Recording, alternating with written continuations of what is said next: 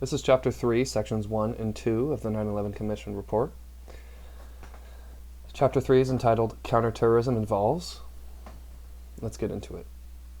In Chapter 2, we describe the growth of a new kind of terrorism and a new terrorist organization, especially from 1988 to 1998, when Osama bin Laden declared war and organized the bombing of 2 U.S. embassies. In this chapter, we trace the parallel evolution of government efforts to counter terrorism by Islamist extremists against the United States. We mention many personalities in this report. As in any study of the U.S. government, some of the most important characters are institutions. We will introduce various agencies and how they adapted to a new kind of terrorism. Section 1 of Chapter 3, from the old terrorism to the first World Trade Center bombing. At 18 minutes after noon on February 26, 1993, a huge bomb went off beneath the 2 towers of the World Trade Center. This is not a suicide attack. The terrorists parked a truck bomb with a timing device on level B2 of the underground garage, then departed.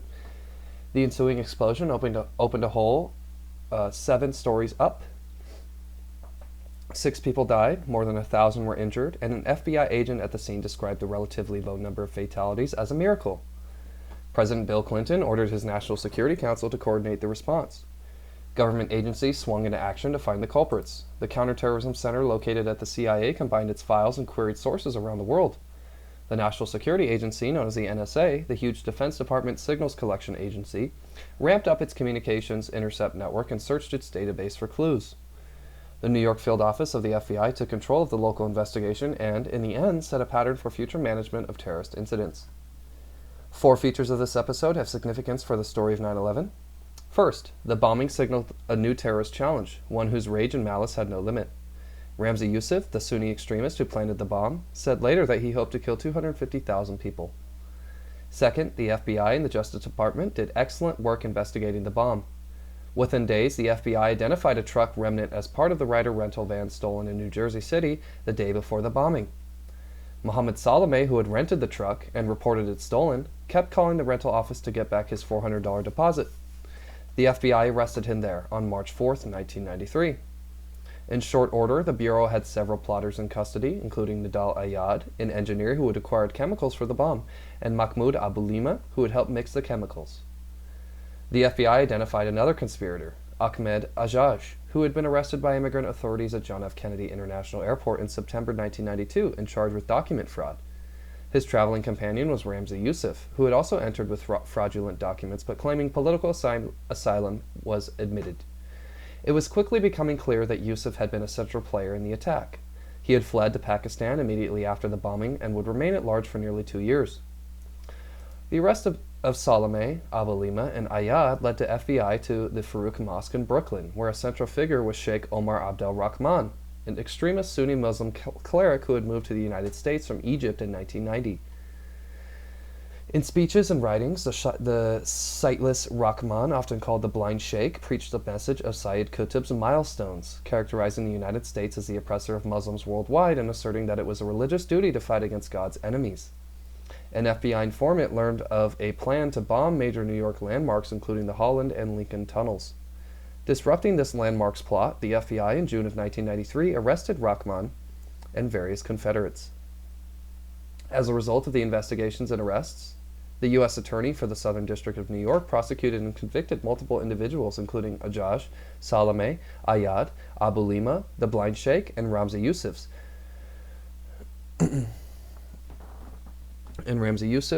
for crimes related to the World Trade Center bombings and other plots.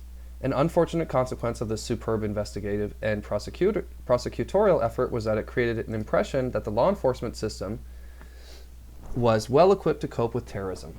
Neither President Clinton, his principal advisors, the Congress, nor the news media felt prompted until later to press the question of whether the procedures that put the Blind Sheikh and Ramzi Youssef behind bars would really protect Americans against a new virus of which these individuals were just the first symptoms. Third, the successful use of the legal system to address the first World Trade Center bombing had the side effect of obscuring the need to examine the character and extent of the new threat facing the United States. The trials did not bring bin Laden network to the attention of the public and policymakers. The FBI assembled, and the U.S. Attorney's Office put forward some evidence showing that the men in the dock were not only the plotters. Materials taken from Ajaj indicated that the plot or plots were hatched at or near a Kaldan camp, a terrorist training camp on the Afghanistan-Pakistan border. Ajaj had left Texas in April of 1992 to go to learn how to construct bombs. He had met Ramzi Yousef in Pakistan, where they discussed bombing targets in the United States and assembled a terrorist kit that included bomb-making manuals, operations, guidance, videotapes advocating terrorist action against the United States, and false identification documents. Yousef was captured in Pakistan following the discovery by the police in the Philippines in January 1999 of the Manila air plot, which envisioned placing bombs on a board of dozen trans-Pacific airliners and setting them off simultaneously. Khalid Sheikh Mohammed, Yousef's uncle, then located in Qatar, was a fellow plotter of Yousef's in the Manila air plot and also had wired him some money prior to the Trade Center bombings. The U.S. Attorney obtained an indictment against KSM in January of 1996, but an official in the government of Qatar probably warned him about it. Khalid Sheikh Mohammed evaded capture and stayed at large to play a central part in the 9/11 attacks. The law enforcement process is concerned with providing the guilt of persons apprehended and charged. Investigators and prosecutors could not present all the evidence of possible involvement of individuals other than those charged, although they continue to pursue such investigations, planning or hoping for later prosecutions. The process was meant, by its nature, to mark for the public the events as finished, case solved, justice done. It was not designed to ask if the events might be harbingers of worse to come. Nor did it allow for aggregating and analyzing facts to see if they could provide clues to terrorist tactics more generally, methods of entry and finance, and mode of operation inside the United States. Fourth, although the bombing heightened awareness of a new terrorist danger, successful prosecutions contributed to widespread underestimation of the threat. The government's attorneys stressed the seriousness of the crimes put forward evidence of Yousef's technical ingenuity. Yet the public image that persisted was not of clever Yousef's, but of stupid Salome going back again and again to reclaim his $400 truck rental deposit. 3.2. Adaptation and non-adaptation in the law enforcement community. Legal processes were the primary method for responding to these early manifestations of a new type of terrorism.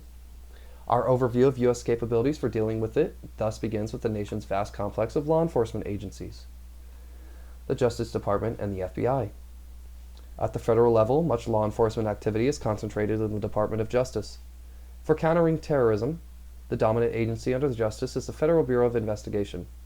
The FBI does not have a general grant of authority, but instead works under specific statutory authorizations. Most of its work is done in local offices called field offices. There are 56 of them, each covering a specified geographic area, and each quite separate from all others.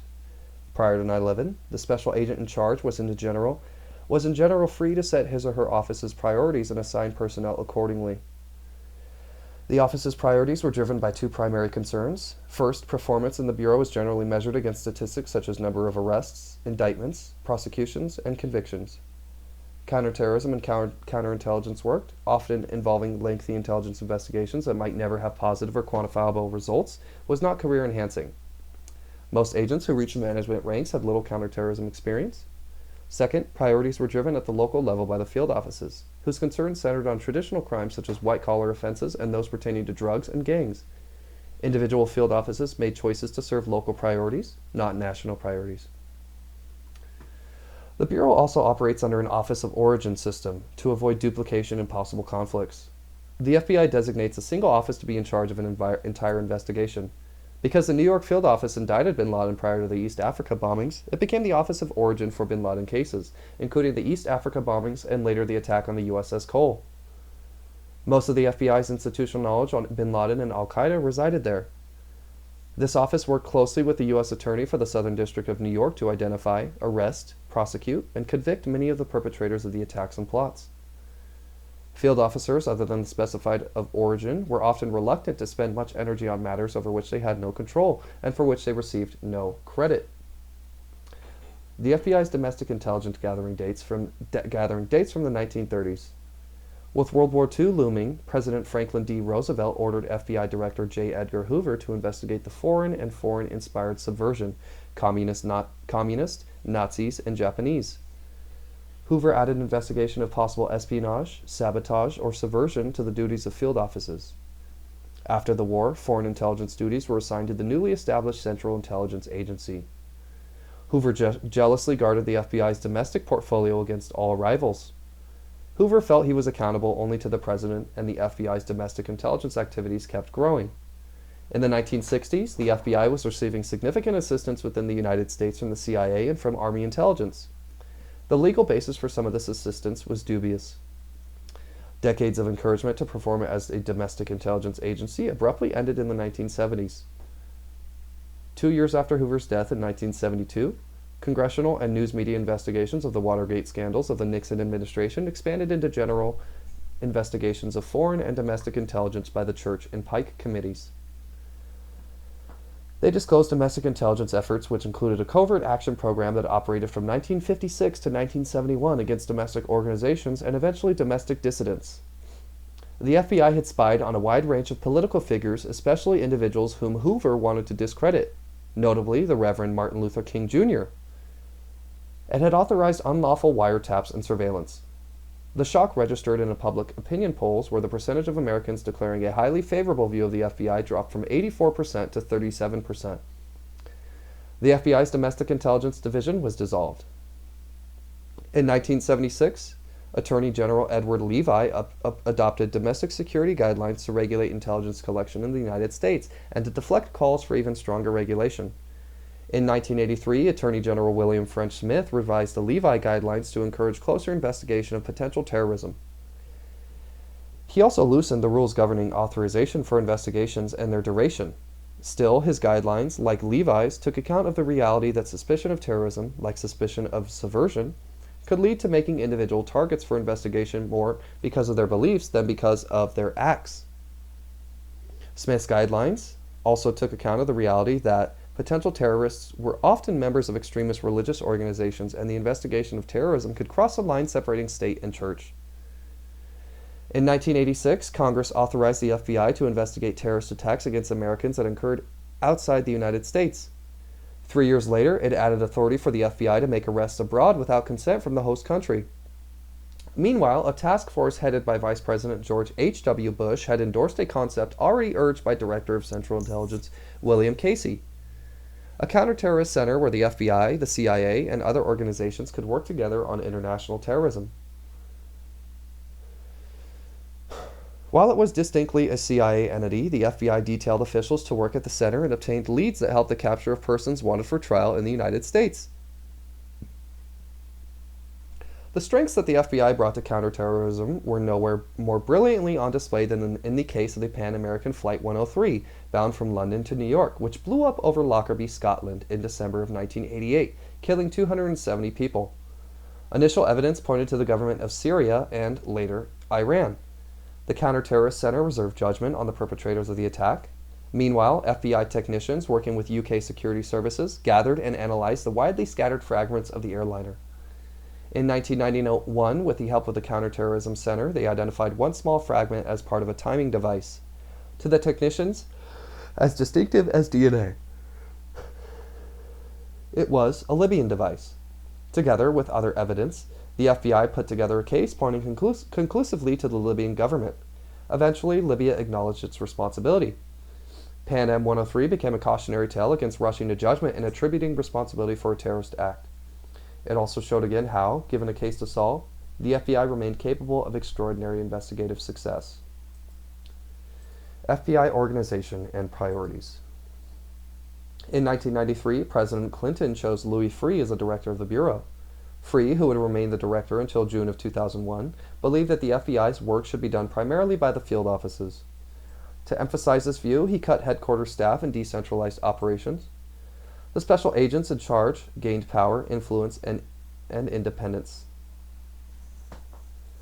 Freeh recognized terrorism as a major threat. He increased the number of legal attaché offices abroad, focusing in particular on the Middle East. He also urged agents not to wait for terrorist acts to occur before taking action. In his first budget request to Congress after the 1993 World Trade Center bombings, he stated that merely solving this type of crime is not enough. It is equally important that the FBI thwart terrorism before such acts can be perpetrated. Within headquarters, he created a counterterrorism division that would complement the counterterrorist center at the CIA and arrange for exchanges of senior FBI and CIA counterterrorism officials. He pressed for more cooperation between legal attachés and CIA stations abroad. Freeh's efforts did not, however, translate into a significant shift of resources to counterterrorism. FBI, Justice, and Office of Management and Budget officials said that the FBI's leadership seemed unwilling to shift resources to terrorism from other areas such as violent crime and drug enforcement. Other FBI officials blamed Congress and the Office of Management for the budget for a lack of political will and failure to understand the FBI's counterterrorism resource needs. In addition, Free did not impose his views on the field offices. With a few notable exceptions, the field offices did not apply significant resources to terrorism and often reprogrammed funds for other priorities. In 1998, the FBI issued a 5-year strategic plan led by its Deputy Director, Robert Bear Bryant. For the first time, the FBI designated national and economic security, including counterterrorism, as its top priority. Dale Watson, who would later become the head of the new Counterterrorism Division, said that after the East Africa bombings, the light came on that cultural change had to occur within the FBI. The plan mandated a stronger intelligence collection effort. It called for a nationwide automated system to facilitate information collection, analysis, and dissemination. It envisioned the creation of a professional intelligence cadre of experienced and trained agents and analysts. If successfully implemented, this would have been a major step toward addressing terrorism systematically rather than as an individual and unrelated cases. But the plan did not succeed. First, the plan did not obtain the necessary human resources. Despite designating national and economic security as its top priority in 1998, the FBI did not shift human resources accordingly. Although the FBI's counterterrorism budget tripled during the mid-1990s, FBI counterterrorism spending remained fairly constant between fiscal years, 1998 and 2001. In 2000, there were still twice as many agents devoted to drug enforcement as to counterterrorism. Second, the new division intended to strengthen the FBI's strategic analysis capability faltered. It received insufficient resources and faced resistance from senior managers in the FBI's operational divisions. The new division was supposed to identify trends in terrorist activity, determine what the FBI did not know, and ultimately drive collection efforts. However, the FBI had little appreciation for the role of analysis. Analysts continued to be primarily used in a tactical fashion, providing support for existing cases. Compounding the problem was the FBI's tradition of hiring analysts from within instead of recruiting individuals with relevant educational background and expertise. Moreover, analysts had difficulty getting access to the FBI and intelligence community information that they were expected to analyze. The poor state of the FBI's information systems meant that such access depended in large parts on an analyst's personal relationships with individuals in the operational units or squads where the information resided. For all these reasons, prior to 9/11, relatively few strategic analytical reports about counterterrorism had been completed. Indeed, the FBI had never completed an assessment of the overall terrorist threat to the U.S. homeland. Third, the FBI did not have an effective intelligence collection effort. Collection of intelligence from human sources was limited, and agents were inadequately trained. Only 3 days of a 16-week agents course were devoted to counterintelligence and counterterrorism, and most subsequent training was received on the job. The FBI did not have an adequate mechanism for validating source reporting, nor did it have a system for adequately tracking and sharing source reporting, either internally or externally. The FBI did not dedicate sufficient resources to the surveillance and translation needs of counterterrorism agents. It lacked sufficient translators proficient in Arabic and other key languages, resulting in a significant backlog of untranslated intercepts. Finally, the FBI's information systems were woefully inadequate. The FBI lacked the ability to know what it knew. There was no effective mechanism for capturing or sharing its institutional knowledge. FBI agents did create records of interviews and other investigative efforts, but there were no reports officers could condense. There were no reports officers to condense the information into meaningful intelligence that could be retrieved and disseminated. In 1999, the FBI created separate counterterrorism and counterintelligence divisions. Dale Watson, the first head of the new Counterterrorism Division, recognized the urgent need to increase the FBI's counterterrorism capability. His plan, called MaxCap 05, was unveiled in 2000. It set the goal of bringing the Bureau to its maximum feasible capacity in counterterrorism by 2005. Field executives told Watson that they did not have the analysts, linguists, or technically trained experts to carry out this strategy. In a report provided to the director Robert Mueller in September of 2001, 1 year after Watson presented his plan to field executives, almost every FBI field office was assessed to be operating below maximum capacity. The report stated that the goal to prevent terrorism requires a dramatic shift in emphasis from a reactive capability to highly functioning intelligence capability, which provides not only leads and operational support, but clear strategic analysis and direction. Legal constraints on the FBI and the wall, in quotes. The FBI had different tools for law enforcement and intelligence. For criminal matters, it could apply for and use traditional criminal warrants. For intelligence matters involving international terrorism, however, the rules were different. For many years, the Attorney General could authorize surveillance of foreign powers and agents of foreign powers without any court review, but in 1978, Congress passed the Foreign Intelligence Surveillance Act.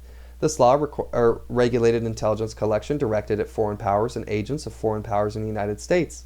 In addition to requiring court review of proposed surveillance and later physical searches, the 1978 Act was interpreted by the courts to require that a search be approved only if its primary purpose was to obtain foreign intelligence information. In other words, the authorities of the FISA law could not just be used to circumvent traditional criminal warrant requirements. The Justice Department interpreted these rulings as saying that criminal prosecutors could be briefed on FISA information but could not be direct or control its collection.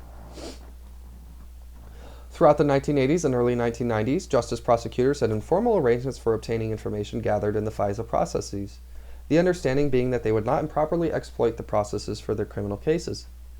Whether the FBI shared with prosecutors information pertinent to possible criminal investigations was left solely to the judgment of the FBI.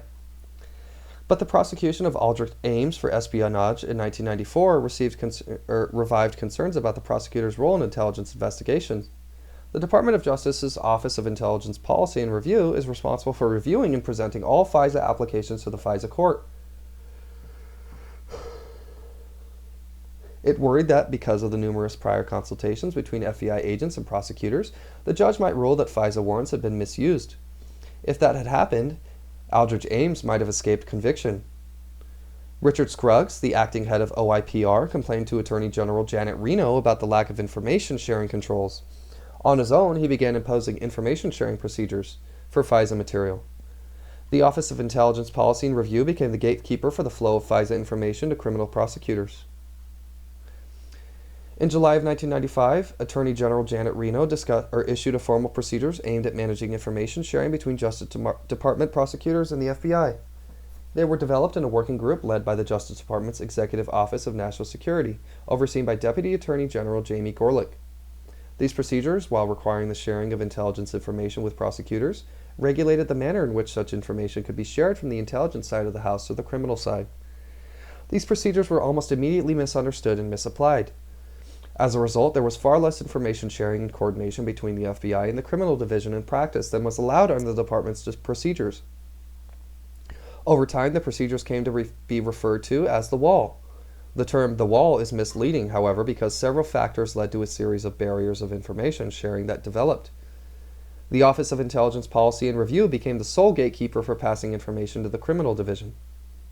Though Attorney General Janet Reno's procedures did not include such a provision, the office assumed a role anyway, arguing that its position reflected the concerns of Judge Royce Lamberth, then Chief Judge of the Foreign Intelligence Surveillance Court. The office threatened that it could not regulate the flow of information to criminal prosecutors. It would no longer present the FBI's warrant request to the FISA court. The information flow withered. The 1995 procedures dealt only with sharing between agents and criminal prosecutors, not between two kinds of FBI agents, those working on intelligence matters and those working on criminal matters.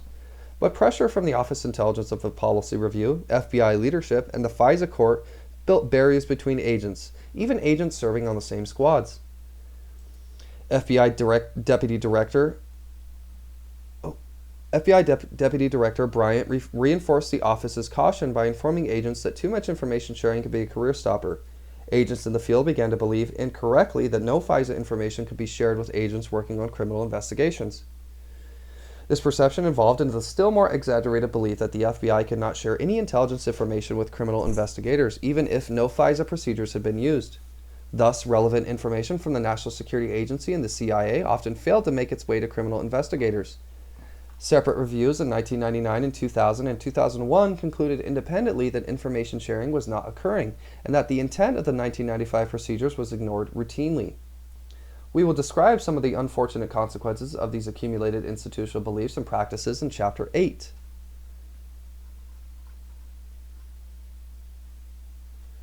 There were other legal limitations. Both prosecutors and FBI agents argued that they were barred by court rules from sharing grand jury information, even though the prohibition applied only to a small fraction that had been presented to a grand jury, and even that prohibition had exceptions.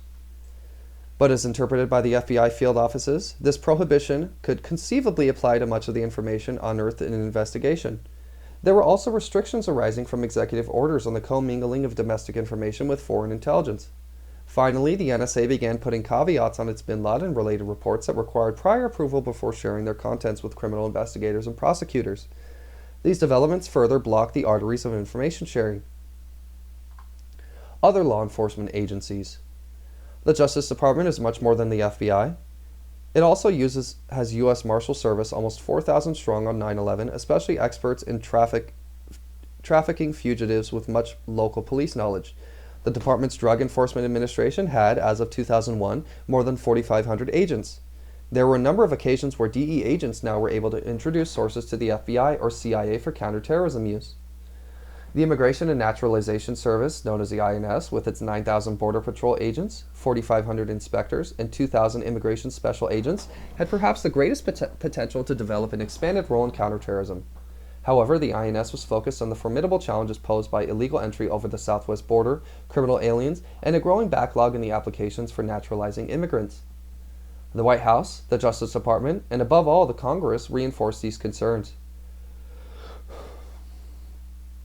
In addition, when Doris Meissner became INS Commissioner in 1993, she found an agency seriously hampered by outdated technology and insufficient human resources. Border Patrol agents were still using manual typewriter inspectors at ports of entry as typewriters. Border Patrol agents were still using manual typewriters. Inspectors at port of entry were using a paper watch list. The asylum and other benefit systems did not effectively deter fraudulent applicants. Commissioner Meissner responded in 1993 to the World Trade Center bombing by providing seed money to the State Department's Consular Affairs Bureau to automate its terrorist watch list, used by consular officers and border inspectors. The INS assigned an individual in a new lookout unit to work with the State Department in watchlisting suspected terrorists and with the intelligence community and the FBI in determining how to deal with them when they appeared at ports of entry.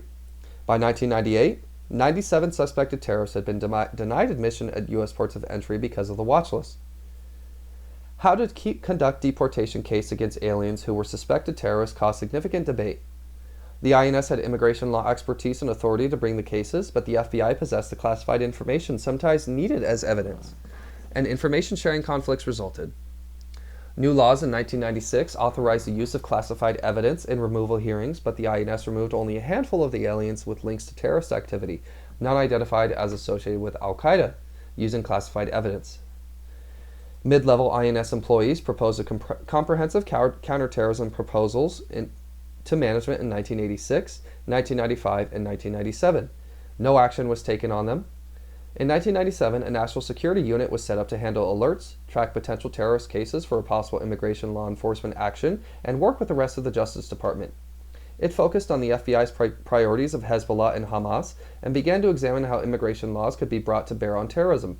For instance, it sought unsuccessfully to require the CIA that CIA security checks be completed before naturalization applications were approved. Policy questions, such as whether resident alien status should be revoked upon the person's conviction of a terrorist crime, were not addressed. Congress, with the support of the Clinton administration, doubled the number of Border Patrol agents required along the border with Mexico to 1 agent every quarter mile by 1999.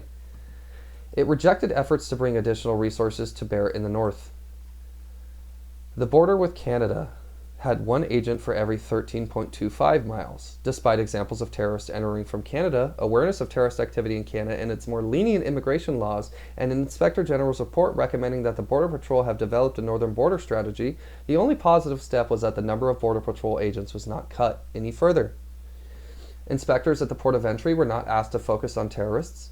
Instead, inspectors told us that they were not even aware that when they checked the names of incoming passengers against the automated watch list, they were checking in part for terrorists. In general, border inspectors also did not have the information they needed to make fact-based determinations of admissibility. The INS initiated but failed to bring to completion 2 efforts that would have provided inspectors with information relevant to counterterrorism: a proposed system to track foreign student visa compliance, and a program to establish a way of tracking travelers' entry to and exit from the United States. In 1996, a new law enabled the INS to enter into agreements with state and local law enforcement agencies through which the INS provided training and the local agencies exercised immigration enforcement authority. Terrorist watch lists were not available to them. Mayors in cities with large immigrant populations sometimes imposed limits on city employee cooperation with federal immigration agents. A large population lives outside the legal framework. Fraudulent documents could be easily obtained by obtained. Congress kept the number of INS agents static in the face of overwhelming problems. The chief vehicle for the INS and for the state and local participation in law enforcement was a Joint Terrorism Task Force, first tried out in New York City in 1980 in response to a spate of incidents involving domestic terrorist organizations. This task force was managed by the New York field office of the FBI, and its existence provided an opportunity to exchange information and, as happening after the first World Trade Center bombing, to enlist local officers as well as other agency representatives as partners in the FBI investigation. The FBI expanded the number of JTTFs throughout the 1990s, and by 9/11 there were 34. While useful, the JTTFs had limitations. They set up priorities in accordance with regional and field office concerns, and most were not fully staffed. Many state and local entities believed that they had little to gain from having a full-time representative on a JTTF. Other federal law enforcement resources, also not seriously enlisted for counterterrorism, were to be found in the Treasury Department. Treasury housed the Secret Service, the Customs Service, and the Bureau of Alcohol, Tobacco, and Firearms. Given the Secret Service's mission to protect the president and other high officials, its agents did not become involved with those of the FBI whenever terrorist assassination plots were rumored.